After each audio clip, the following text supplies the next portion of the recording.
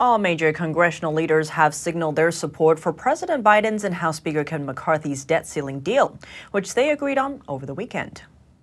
The agreement prevents the worst possible crisis, a default, for the first time in our nation's history. Economist Daniel Lakiya says the deal is relatively positive because it staves off the uncertainty of the debt ceiling crisis and includes record public spending cuts and no new taxes. It avoids a situation like the one that we saw in 2011, where markets corrected very aggressively. But he says it doesn't solve the fundamental problem of U.S. public finances. Such a large deficit is a problem for the United States economy. It means higher taxes, higher inflation, or lower growth in the future. So what's in the budget, and where could cuts be made?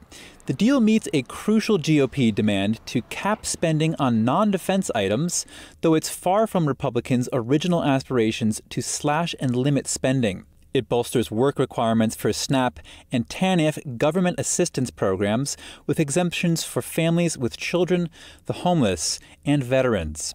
It cuts a portion of funding from the IRS's recent major injection that came through the Inflation Reduction Act, but leaves Biden's student loan debt program untouched and rescinds about $30 billion in unspent COVID relief money, with exceptions from veterans' medical care, housing assistance, the Indian Health Service, and about $5 billion towards developing the next generation of COVID vaccines and treatments. Economist Vance Ginn says there are positives in the non-defense discretionary spending, as well as some other aspects, such as increasing work requirements. Ultimately, work is what brings about purpose and dignity and self-sufficiency over time, to not be reliant on safety net programs, and we need more of that. But he says these changes are not enough, considering that the expected deficits over the next decade average about $2 trillion a year. And Lakiya says we don't need to search for large items to cut drastically in order to rein in the budget. Tightening administrative and bureaucratic spending would go a long way.